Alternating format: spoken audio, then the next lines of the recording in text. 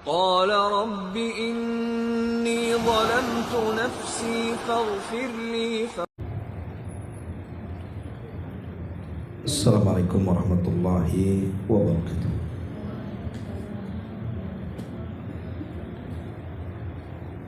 Bismillah wassalatu wassalamu ala rasulillah wa ala alihi wa sahbihi wa mawalah wa la hawla wa la quwata illa billahi wa ba'du.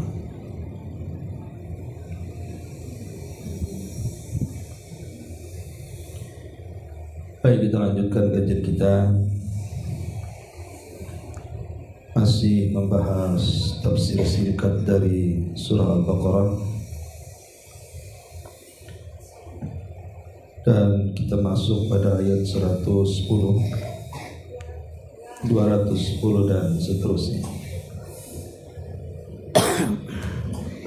Baik, kita baca ayatnya.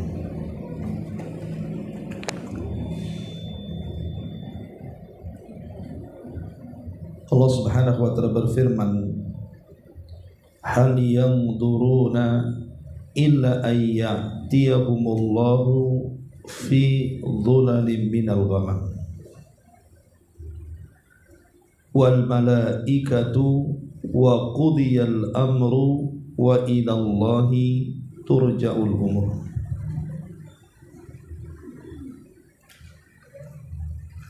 Hal tanzuruna, tidakkah mereka menunggu-nunggu, maksudnya hari kiamat, illa ayyatiyahumullahu fi dhulalin minal ghamam, yaitu kedatangan Allah dalam naungan awan, wal malaikatu bersama para malaikatnya, wa qudiyal amru untuk melakukan perhitungan, melakukan hisab, wa ilallahi turja'ul umur, sedangkan perkara mereka telah diputuskan kepada Allah lah segala perkara dikembalikan. Ayat ini menjelaskan kepada kita tentang ancaman bagi orang-orang yang melakukan dosa dan kemaksiatan. Apakah kalian tidak akan bertobat dari kemaksiatan yang kalian lakukan? Ataukah kalian menunggu Allah Subhanahu wa ta'ala akan datang kepada kalian dalam naungan awan bersama para malaikat untuk melakukan hisab dan perhitungan? Jadi ayat ini sekali lagi ancaman kepada orang yang melakukan kemaksiatan, ancaman kepada orang yang melakukan kemungkaran di dunia. Karena nanti pada hari kiamat, dalam riwayat Abdullah ibn Mas'ud radhiyallahu an dari Nabi sallallahu alaihi wasallam,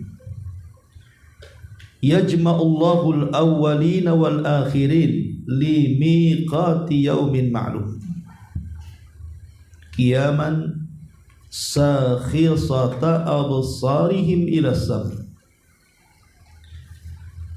yantadiruna faslal qada wa yanzilullahu fi dhulalin minal ghamami minal arsy ilal kursi.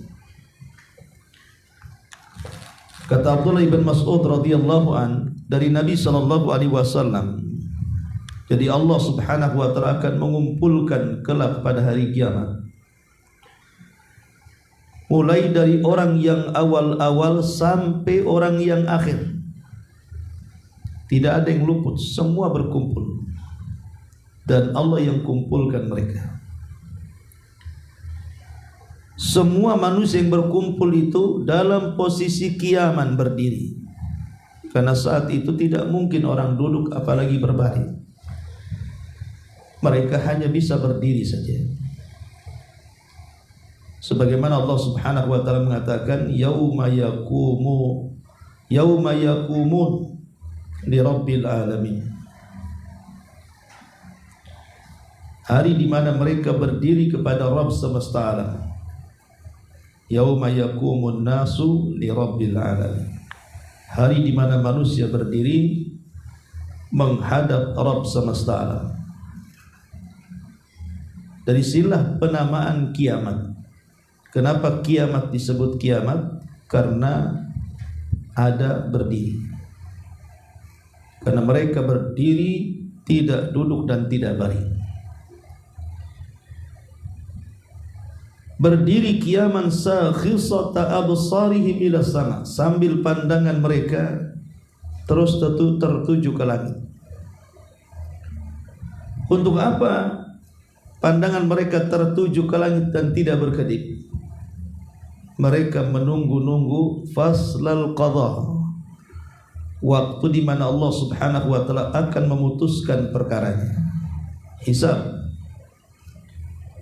Wa yanzilullahu fi dhulali minal ghamam, dan Allah akan turun dalam naungan awan yang putih dan juga tipis. Ghamam itu artinya awan putih tipis. Minal arsy ilal kursi, turun dari arsy menuju kursinya. Dari sini kita tahu bahwa ayat yang kita sedang bahas ini menceritakan kepada kita tentang yaumul hisab. Bahwa nanti Allah Subhanahu wa taala akan datang kepada manusia di padang mahsyar untuk menghakimi semua manusia. Bahkan lebih daripada itu, Allah Subhanahu wa taala akan mendatangkan jahanam di hadapan manusia. Sebagaimana Allah mengatakan waji'a bi jahannam yauma idzi yatadzakkarul insanu ma sa'a. Ketika jahanam didatangkan ke hadapan manusia, hari itulah manusia akan ingat apa yang mereka usahakan di dunia. Dan jahanam itu datangkan oleh Allah Subhanahu wa taala dengan 70.000 tali kekang, dan setiap tali kekang digeret oleh 70.000 para malaikat. Kemudian diletakkan dan disaksikan manusia. Dari sini orang-orang kafir mengatakan Rabbana absarna wa sami'na farji'na na'mal salihan inna muqinun. Ya Rabb kami sudah memandang jahanam, kami sudah mendengar bagaimana suara jahanam. Ya Rabb kembalikan kami sesaat ke dunia agar kami bisa beramal. Tetapi sekali lagi ini kan ucapan mustahil, penyesalan yang tidak ada guna. Maka di sini Allah Subhanahu wa taala ingatkan hal yang durun. Apakah kalian tetap akan di atas kemaksiatan sambil menunggu-nunggu Allah datang kepada kalian dalam naungan awan, kemudian para malaikat juga datang bersab-sab, wa qudiyal amru, dan yaum hisab, perhitungan datang kepada kalian, dan kepada Allah kalian dikembalikan. Apakah harus menunggu itu semuanya baru kemudian kita menyesal dan bertobat? Kalau itu yang kalian tunggu, maka penyesalan kelak kalian tidak ada gunanya. Karena di akhirat itu hari perhitungan, bukan hari amal. Makanya Allah Subhanahu wa taala mengatakan dalam surah Al-Ghashiyah, hal ataka hadithul ghashiyah wujuhu yawma idzin khashi'ah amilatun nasibah tasla naran hamiyah tusqa min ainin aniyah laisa lahum ta'amun illa min dari'. Hal ataka hadithul ghashiyah, tidakkah sampai kepadamu berita tentang al-ghashiyah, neraka yang menutup orang-orang kafir. Ghashiyah itu artinya neraka yang menutup wajah-wajah orang kafir. Wujuhu yawma idzin khashi'ah, pada hari itu, maksudnya pada hari kiamat, manusia akan tertunduk dengan cara khusyuk dan hina. Mereka tertunduk dengan cara khusyuk dan hina. Amilatun nasibatun tasla naran hamiyah.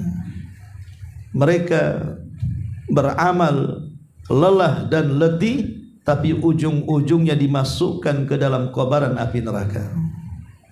Diberi minum dari air yang direbus sejak Allah menciptakan langit dan bumi. Tusqa min ainin aniyah. Dan diberikan makanan yang tidak menggemukkan dan tidak juga mengenyangkan. Sebagian ahli tafsir mengatakan bahwa orang-orang kafir kelak pada hari kiamat, mereka berusaha untuk khusyuk, mereka berusaha untuk beramal, mereka berusaha untuk lelah letih dalam beramal. Khasyian, amilan, nasiban. Tetapi apa gunanya? Di akhirat tidak ada guna khusyuknya. Di akhirat tidak ada guna amalannya. Di akhirat tidak ada guna lelah letihnya. Kalau tiga perkara ini ingin berguna, lakukan di dunia. Kalau tiga perkara ini ingin berguna, lakukan di dunia. Khusyuklah di dunia. Banyaklah beramal di dunia, lelah letihlah untuk Allah di dunia. Maka siapa yang lelah di dunia, dia akan merasa senang di akhirat. Siapa yang takut di dunia, dia akan aman di akhirat. Lah orang-orang kafir terbalik. Justru mereka di dunia tidak khusyuk, di dunia tidak beramal, di dunia tidak lelah letih. Di akhirat pula mereka khusyuk, mereka beramal, dan mereka lelah letih untuk mendekatkan diri kepada Allah. Maka Ali radhiyallahu anhu mengatakan, al-yaum yaumu amalin wa ghadan yaumu hisabin. Kalau ingin beramal hari ini di dunia, karena besok adalah hari di mana manusia akan dihisab. Seolah-olah Allah ingin mengatakan, hal yang duruna illa an ya'tiyahumullahu fi dhulalin minal ghamami wal malaikatu.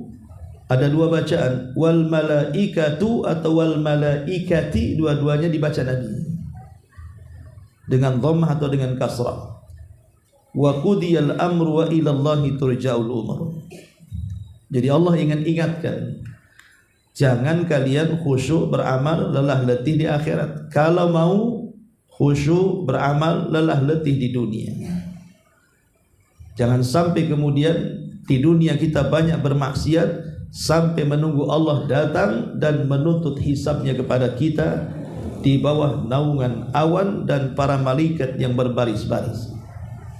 Ini ayat yang ke 210. Baik, kita masuk pada ayat 211.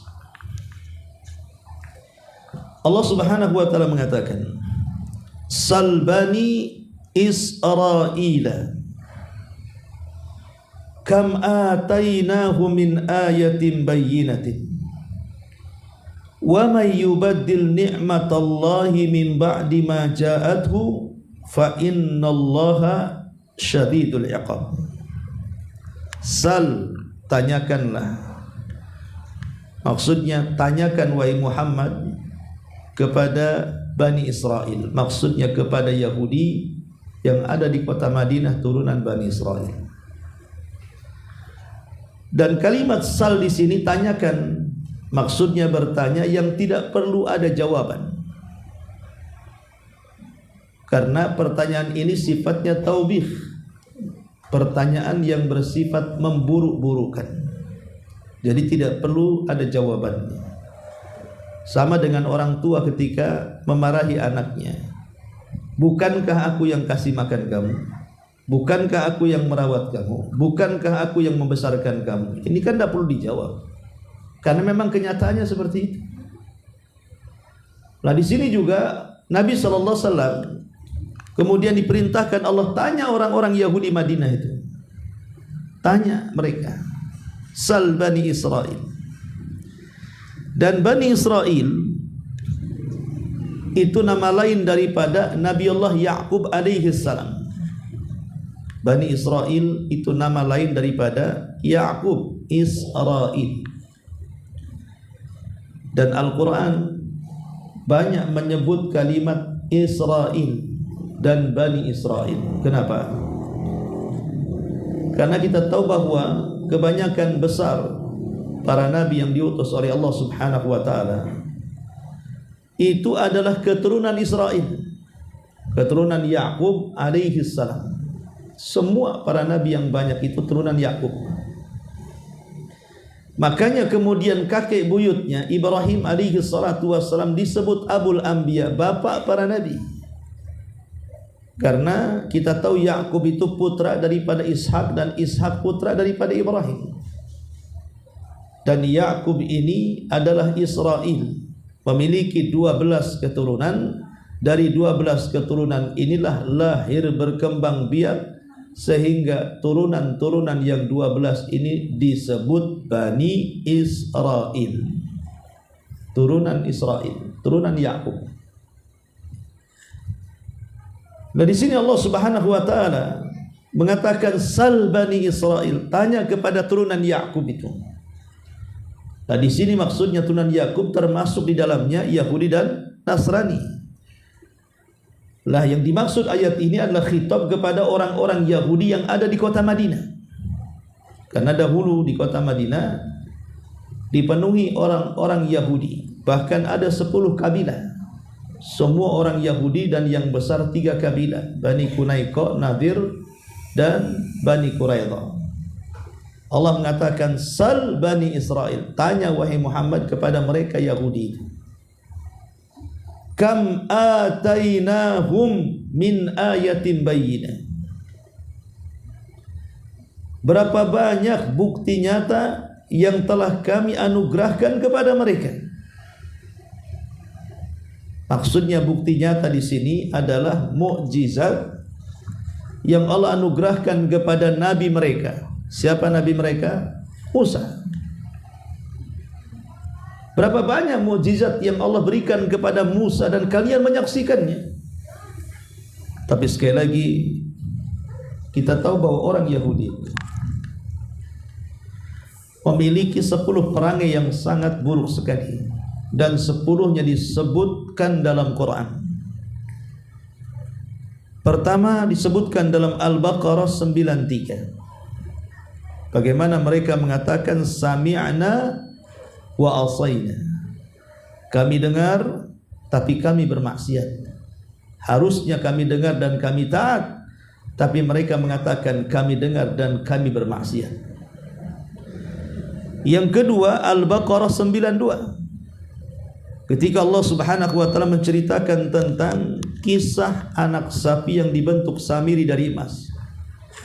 Allah mengatakan ittakhadtumul ijla, kalian justru mengambil patung anak sapi emas itu dijadikan berhala. Mereka jatuh kepada kesyirikan. Kemudian yang ketiga An-Nisa 153. Ketika mereka mengatakan arinallaha jahra, ketika mereka mengatakan ya Musa, tampakkan Tuhanmu secara jelas kepada kami, maka datang halilintar menyambar mereka dan mereka pun mati karena mereka su'ul adab, buruk adabnya kepada Allah. Kemudian yang keempat Al-Baqarah 59. Fabaddala alladhina zalamu, mereka mengganti orang-orang zalim ini melakukan kezaliman kepada nabinya. Kemudian juga Al-Baqarah 61, lan nasbiru ala ta'amin wahid. Ketika mereka diberikan makanan lezat manna dan salwa, tiba-tiba mereka mengatakan bosan. Ini aja makanannya. Itu makanan dari langit. Mereka menghina makanan. Kemudian juga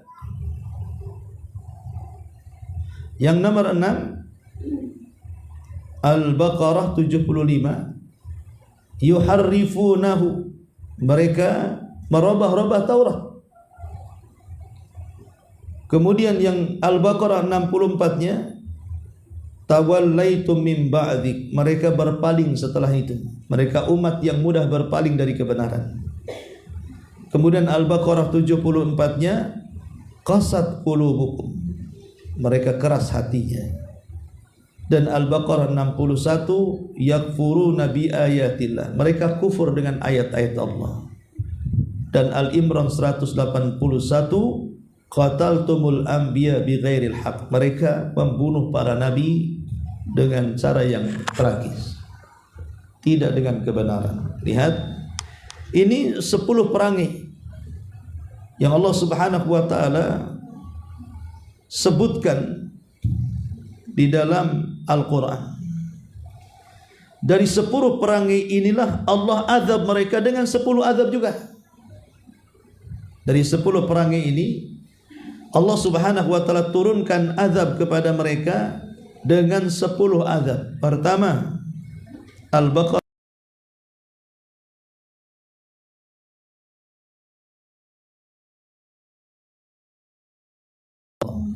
turun kepada mereka kehinaan dan kemurkaan dari Allah. Kemudian At-Taubah 29, yu'tul jizyah, mereka harus sepanjang hidupnya membayar upeti kepada musuhnya. An-Nisa 66, uqtulu anfusakum, kalian harus saling membunuh sesama diri kalian, karena mereka melakukan kesyirikan kepada Allah dengan menyembah patung Samiri. Maka sebagai hukumannya saling bunuh-bunuhan. Kemudian Al-Baqarah 65, kunu kiradatan khasiin, mereka dikutuk jadi kera. Kemudian Al-Baqarah 59, fa anzalna 'alal ladzina zalamu rizqan minas sama, Allah turunkan kepada mereka kotoran dari langit. Kemudian Al-Baqarah 55, fa akhadhatkumus sa'iqah, turun halilintar membunuh mereka. Al-Maidah 13, wa ja'alna qulubahum qasiyah, Allah jadikan hati mereka keras bagaikan batu.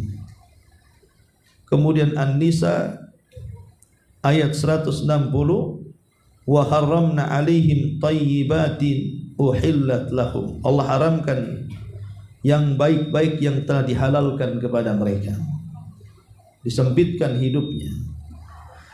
Dan banyak lagi. Intinya bahwa Bani Israel ini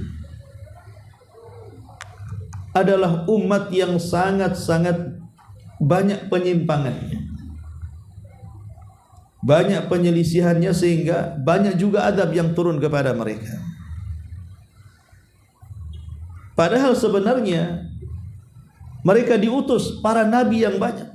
Bahkan nabi yang paling masyhur dari nabi-nabi mereka, Musa alaihi salatu wassalam, diutus kepada mereka. Bahkan Isa diutus kepada mereka. Dan mereka pun menyaksikan tanda-tanda kuasa Allah yang Allah anugerahkan kepada para nabi ini. Bagaimana tidak? Allah Subhanahu wa taala telah menampakkan kepada Bani Israel bagaimana kehebatan tongkatnya Nabi Musa, di mana tongkat itu bisa membelah lautan. Mereka juga menyaksikan bagaimana tongkat itu dipukulkan di batu, kemudian terpancar mata air yang mereka bisa minum. Mereka juga menyaksikan bagaimana awan menaungi mereka saat mereka terik panas di padang linglung yang mereka tidak bisa keluar. Mereka juga menyaksikan bagaimana manna dan salwa turun dari langit sebagai makanan dan minuman mereka setiap hari tanpa lelah letih mereka harus bekerja. Mereka juga menyaksikan bagaimana Allah Subhanahu wa taala turunkan mukjizatnya berupa Taurat, kemudian suhuf Nabi Musa yang Musa ajarkan kepada mereka. Jadi banyaklah orang-orang Bani Israel ini memandang bagaimana keanehan-keanehan atau mukjizat yang tampak kepada mereka, mereka lihat dengan kepala mereka. Fir'aun ditenggelamkan, mereka lihat. Kemudian bagaimana di masa ketika katak, kemudian kutu, kemudian belalang, kemudian darah yang tertumpah di air dan begitu seterusnya. Itu mereka menyaksikan semuanya, Bani Israel ini. Makanya Allah Subhanahu wa taala ingatkan di sini, kam atainahu min ayatin bayyinah. Berapa banyak bukti nyata kebenaran yang telah kami anugerahkan kepada mereka. Maka Allah ingatkan, ingat ini semua nikmat dari Allah. Wa man yubaddil nikmatallahi mim ba'di ma ja'athu. Sesiapa yang menukar nikmat Allah dengan kekufuran setelah nikmat itu datang kepada kalian. Maksudnya nikmat Allah Subhanahu wa taala di sini adalah nikmat diutusnya Nabi. Dan ada yang mengatakan sebelum ayat ini, kam atainahu min ayatin bayyinah. Berapa banyak bukti nyata kebenaran yang telah kami anugerahkan kepada mereka. Maksudnya sebagian dari tafsir, bukti kebenaran Nabi itu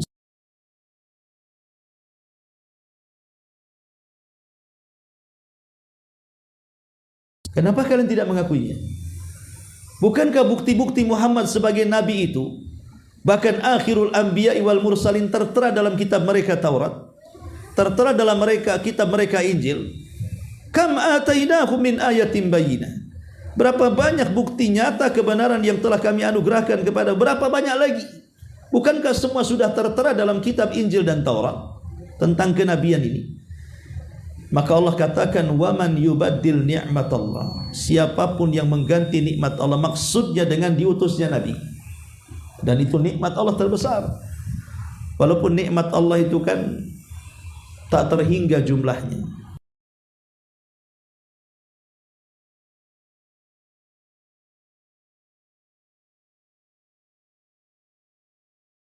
Nikmatus sihah wal afiyah.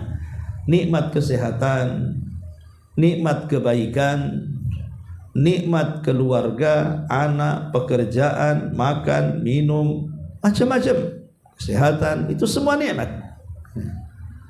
Tapi di sini maksudnya adalah nikmat yang dimaksud dalam ayat 211 ini, diutusnya Nabi SAW kepada bangsa Yahudi di kota Madinah. Ini Nabi loh yang kalian tunggu-tunggu, yang kalian ratusan tahun tinggal di kota Madinah kan hanya untuk menunggu orang ini. Tetapi Allah mengatakan waman yubaddil, maksudnya kufur.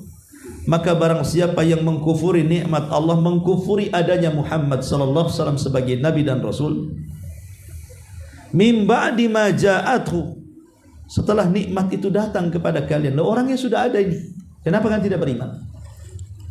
Makanya Huyai ibn Akhtab, seorang tokoh Yahudi, dia ingin meneliti tentang kebenaran nubuah Muhammad sallallahu alaihi wasallam. Ternyata setelah diteliti dan dicocokkan dengan ramalan mereka dan apa yang mereka baca dari kitab-kitab mereka, sesuai 100%, tidak ada yang lolos, semua sama.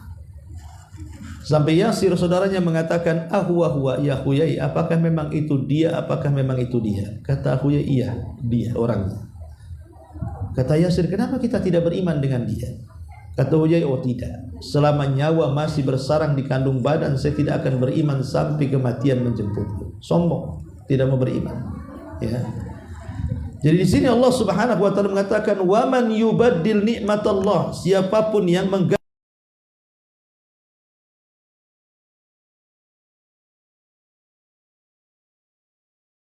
hari ini, kalau kita praktekkan ayat ini di zaman sekarang, maka betapa banyak kita ini mengkufuri nikmat Allah dengan diutusnya Rasul kepada kita. Banyak sekali di antara kita yang kufur nikmat. Berapa banyak kita lihat orang-orang yang menjauh daripada sunnah Nabi. Betapa banyak kita melihat orang-orang yang bukan hanya menjauh daripada sunnah Nabi, tapi mencaci maki sunnah Nabi, merendahkan sunnah.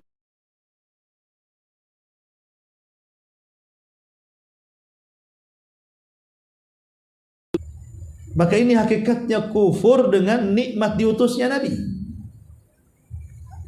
Harusnya kalau kita memang bersyukur akan nikmat diutusnya Nabi, maka lakukan perintah yang diperintahkannya, jauhi larangan, larangan yang dilarangnya, patuhi yang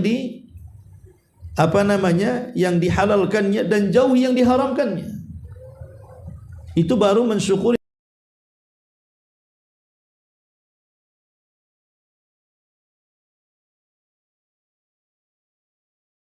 Nama saja, KTP saja, maka apa gunanya diutusnya Nabi kalau begitu? Disuruh sholat malah tidak sholat, disuruh puasa malah makan, disuruh haji malah hartanya poya-poya, disuruh ngaji malah malas-malas, dan begitu seterusnya.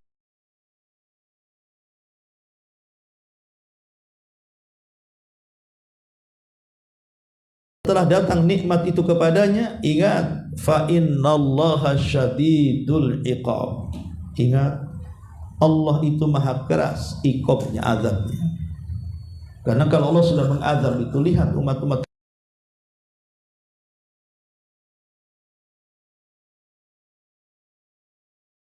kirim angin kencang, puting beliung yang mengangkat segala yang ada di bumi seperti kaum Ad. Ada yang dikirim banjir sehingga tenggelam semuanya seperti kaum Nuh. Bahkan ada yang ditenggelamkan ke lautan seperti Fir'aun dan bala tentaranya.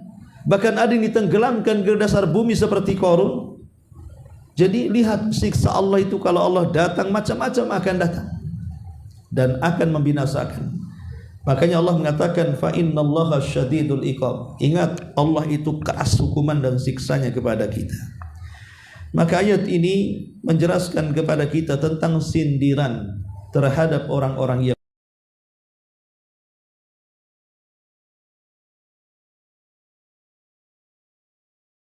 banyak tanda-tanda kenabian Rasul kita Muhammad SAW dalam kitab-kitab kalian. Berapa banyak? Kalian sudah membacanya, tapi kalian malah kufur. Ingat, kekufuran kalian akan mendatangkan adab yang pedih kepada kalian dari Allah Subhanahu wa ta'ala. Itu inti daripada kandungan ayat 211 ini. Wallahu alam, saya kira cukup buku. Saya jadi ngantuk jadi. Apa karena banyak kipas? Iya Bu, nanti takutnya ngelantur. Mungkin sampai di sini aja kita buat tanya jawab.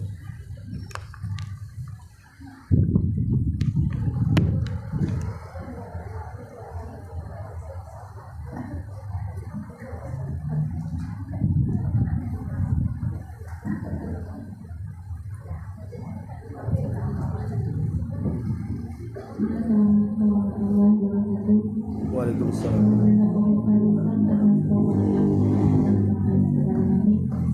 Sedikit bertanya Ustaz, tadi kita membaca ayat yang 211, yaitu tentang pertanyaan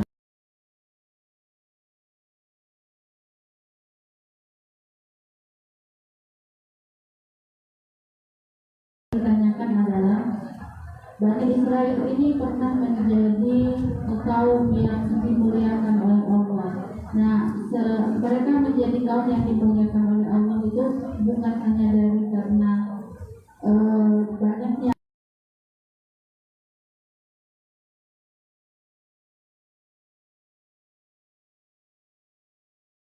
dunia dibandingkan dengan kaum yang lain. Iya, bismillahirrahmanirrahim. Allah Subhanahu wa ta'ala pernah mengingatkan nikmat yang banyak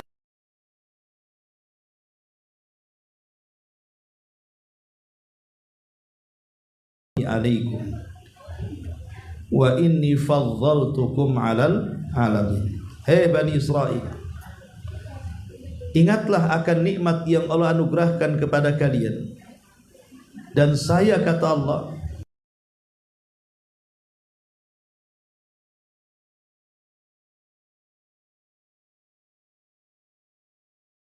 kalimat Allah berikan kelebihan di alam semesta ini bukan berarti kemudian mereka lebih dibandingkan kita umat Islam, tidak.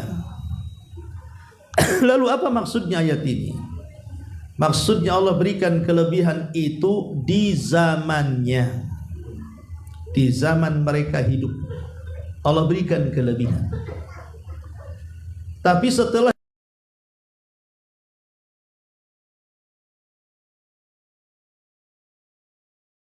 jauh lebih mulia dibandingkan mereka. Makanya Nabi mengatakan khairun nasi qarni tsummal ladzina yalunahum tsummal ladzina yalunahum. Sebaik-baik umat itu adalah generasiku, kemudian generasi setelahnya, kemudian generasi setelahnya. Artinya bahwa manusia terbaik hari ini adalah umat Nabi. Dulu iya, sebelum ada Nabi, Bani Israel umat yang terbaik. Makanya Allah mengatakan wa inni faddaltukum 'alal alamin. Aku lebihkan kalian di alam semesta. Maksudnya di zaman kalian, bukan di zaman Nabi. Di zaman sekarang ya Islam jauh lebih mulia dibandingkan mereka. Lalu apa kelebihan mereka itu? Nikmat yang Allah anugerahkan sehingga mereka menjadi umat pilihan di zamannya, bukan di zaman sekarang, di zamannya. Tadi karena mereka diutus para nabi yang banyak kepada mereka.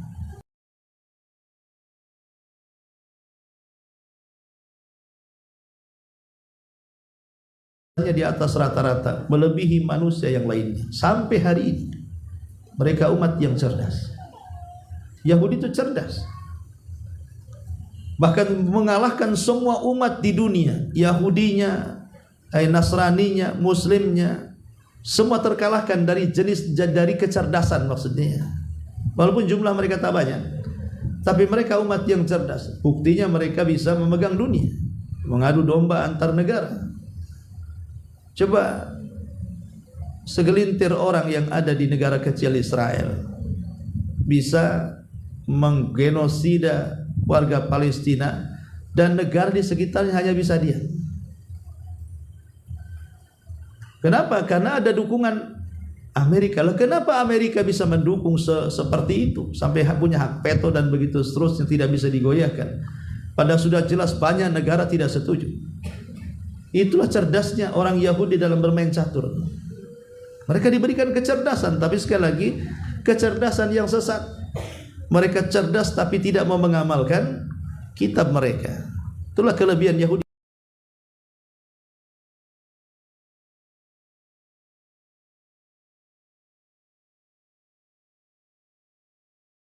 Putra Allah. Nahnu ahibballah, kami ini manusia-manusia yang paling dicintai Allah. Jadi sampai hari ini mereka membangga-banggakan kami ini putra-putra Allah, kami ini orang-orang yang paling dicintai Allah. Maka hal ini dibantah oleh Al-Quran. Qul falima tu'adzibukumullah, falima yu'adzibukumullah. Katakan, kalau kalian umat pilihan, kalau kalian umat yang dicintai, yang dikatakan putra-putra Allah, lalu kenapa Allah azab kalian? Seperti tadi 10 azab yang saya sebutkan. Kenapa kalian diazab sampai dengan 10 macam azab? Bukankah anak-anak pilihan tidak mungkin diazab Tuhan?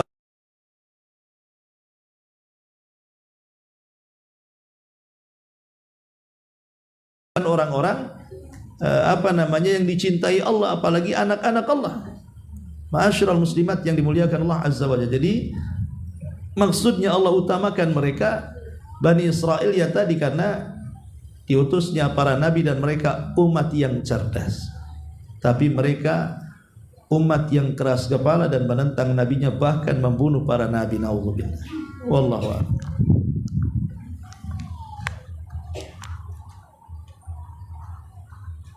Ini ada pertanyaan Ustaz. Assalamualaikum warahmatullahi wabarakatuh. Warahmatullahi Ustaz.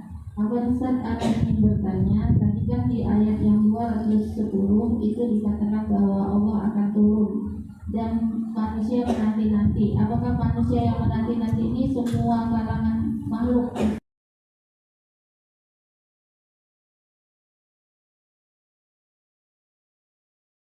Dari Allah. Semuanya. Jadi Allah Subhanahu wa taala turun dalam proses hisab ini semuanya. Mencakup manusia, mencakup jin, mencakup binatang, semua dihisab. Tidak terlewatkan. Adapun manusia dan jin bukan hanya sekedar hisab, tapi ada azab yang menantinya. Adapun binatang hanya sekedar hisab tanpa azab. Binatang tidak akan masuk surga, Dan binatang juga tidak akan masuk neraka. Binatang itu setelah dihisab dijadikan tanah oleh Allah. Kuni turab.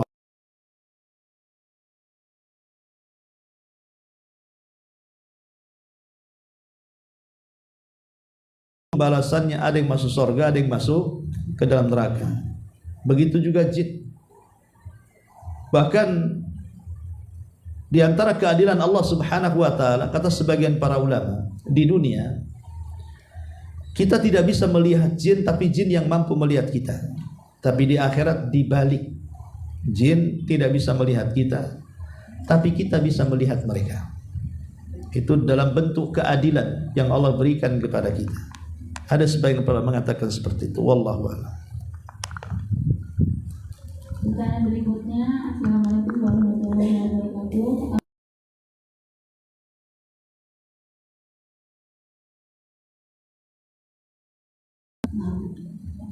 Ya, alhamdulillah. Ya, Allahu a'lam, hanya Allah yang tahu. Tapi yang jelas neraka itu luas.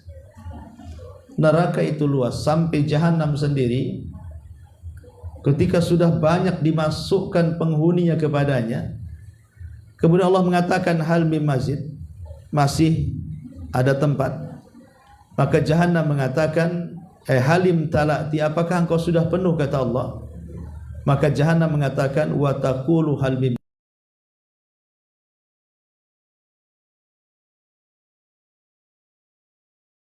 engkau sudah penuh. Karena satu penduduk neraka saja badannya besar. Satu penduduk neraka itu gigi gerahamnya saja seperti gunung Uhud. Gimana mulutnya, gimana kepalanya, bahkan dari telinga ke bahu saja perjalanan 3 hari. Kemudian tebal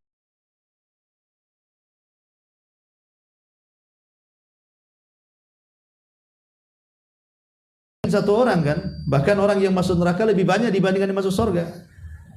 Makanya Allah mengatakan halim talati, sudah penuh, sudah sesak, sudah penuh kalian.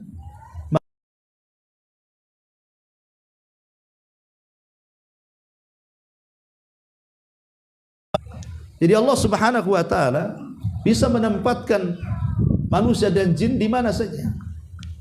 Adapun apakah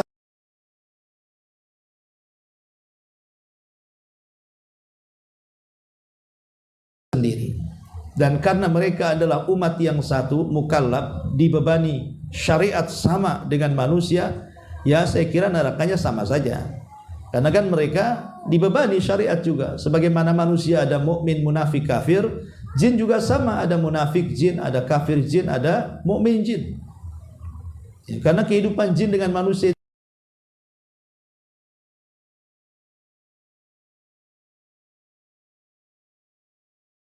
alam lain yang gaib di mata kita saja. Wallahu a'lam. Ya, saya kira masih lagi. Masih ada lagi satu. Boleh. Assalamualaikum warahmatullahi wabarakatuh. Waalaikumsalam. Mohon penjelasannya. Pertanyaan ini begini Ustaz, apakah orang yang telah dipermalukan di muka bumi, misalnya dia melakukan kesalahan, dosa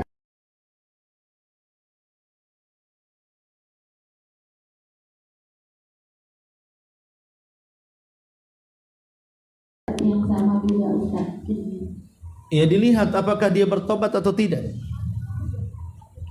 Kalau seandainya dia tidak bertobat, maka dia akan tetap dipermalukan. Karena hisab dunia ini adalah hisab yang mudah. Yang berat itu di akhirat.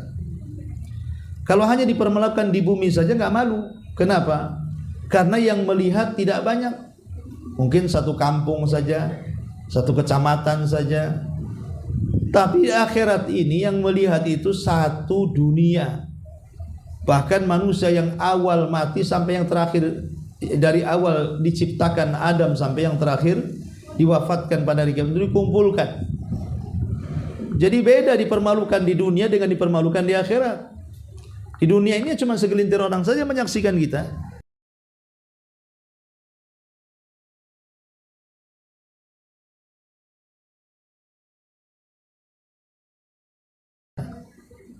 Dan dia mendapatkan hisab yang mudah, maka akan tutup aibnya. Karena Orang yang hisabnya mudah, walaupun dihisab di halayak orang ramai, Allah akan tabiri dia dengan tabir sehingga orang tidak bisa memandang dia. Tapi kalau seandainya dia tidak bertobat kepada Allah, maka dia akan dipermalukan tanpa tabir, sehingga manusia akan melihat. Jadi kembali kepada tobat ataukah tidak. Wallahu a'lam. Iya, nggak apa-apa. Ini dari Uti Khairia dari Tangerang.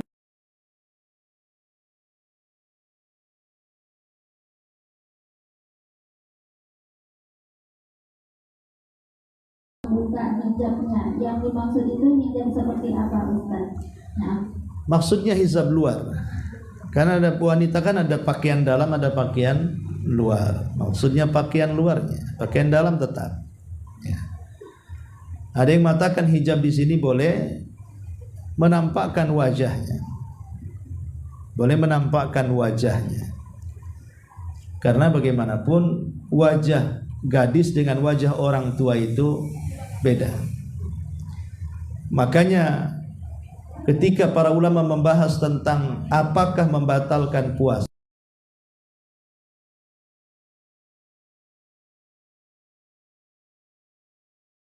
maka batal. Ulama membahas, ya, lihat siapa yang diciumnya.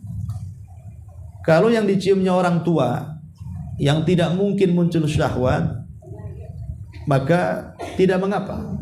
Tapi kalau yang dicium itu masih muda, apalagi pengantin baru yang menimbulkan syahwat, maka itu bisa makruh puasanya. Ini sampai ulama mengatakan seperti itu. Jadi maksudnya di sini pakaian luar. Pakaian luar ya boleh ditampakkan, tapi pakaian dalam tidak boleh. Pakaian dalam perempuan itu kan tertutup. Ya, adapun pakaian luar itu kan maksudnya penghiasnya saja. Pakaian luar itu maksudnya penghias. Ya, pakaian dalam itu ma'ruf, dari atas kepala sampai kaki itu pakaian dalam yang menutup auratnya.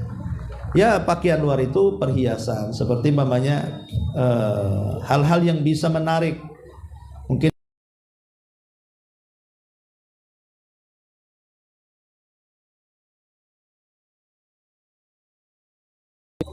wallahu alam, itu yang saya pahami. Baik, sampai di sini. Subhanakallahumma bihamdika asyhadu an la ilaha illa anta astaghfiruka wa atubu ilaik. Allahu ta'ala alam. Assalamualaikum warahmatullahi wabarakatuh.